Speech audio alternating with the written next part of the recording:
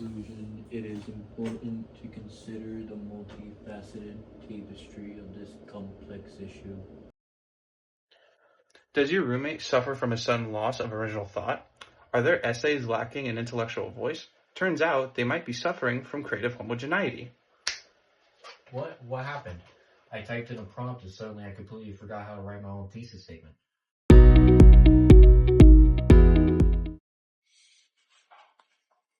Look familiar? It is the primary symptom of a highly contagious condition known as cognitive offloading, caused by the unguided, passive consumption of generative AI. All jokes aside, though, the threat of passive learning is a serious epidemic in higher education right now. College classrooms are currently stuck in a tug-of-war between the rapid rise of generative AI and the traditional teaching methods we use today. When we use a machine to simply generate our content, we completely bypass the mental friction necessary to form our own independent thoughts. I'm all sure we've all been tempted to just copy and paste without even reading the output. And that is the exact danger. According to a 2025 study by Kevin Baldridge, while our AI systems offer unprecedented efficiency in drafting, they also bring severe educational risks to the table.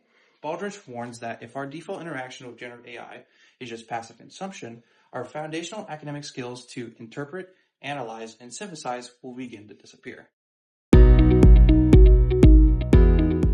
To understand why cognitive offloading happens, we must look at the technology itself. Pedagogical theorists Margaret Behrman and Roel Audrey argue that generative AI must be treated as a black box. Because these computational pathways are hidden from us, traditional teaching methods that demand complete transparency just fail.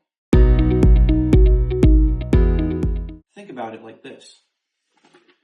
Generative AI does not retrieve verified facts, it only confidently predicts text.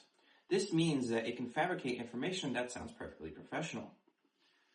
In their 2023 study, Behrman and Audrey argue that we must hold a healthy amount of epistemic doubt, as this means that we must treat every AI output as inherently suspicious until proven otherwise, as well as we should actively interrogate the text rather than blindly accepting it.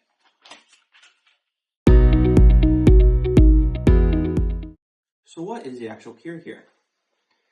Banning generative AI just leaves us unprepared for the professional world. We must actively audit it. An AI audit is a mandatory process where we take an initial draft generated by a language model and cross-reference every major claim. You must verify the origin of the information, as well as scanning for algorithmic biases, and finally, evaluate the logic of the argument before accepting it. This brings us to true digital literacy. Thomas Chu defines AI competency not just as technical skill, but rather practical proficiency in using, engaging, and managing AI systems in real-world contexts. Chu emphasizes that when you conduct an AI audit, you're not just practicing prompt engineering. You must actively deploy data literacy to identify fabricated statistics and ethical literacy to identify hidden prejudice hidden in the text.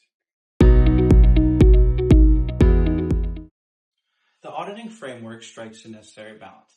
It acknowledges the permanence of these tools while fiercely defending the human cognitive labor required to master them. By shifting the burden of proof from the algorithm back to the student, higher education can guarantee that the human intellect will remain the ultimate authority in the classroom and beyond.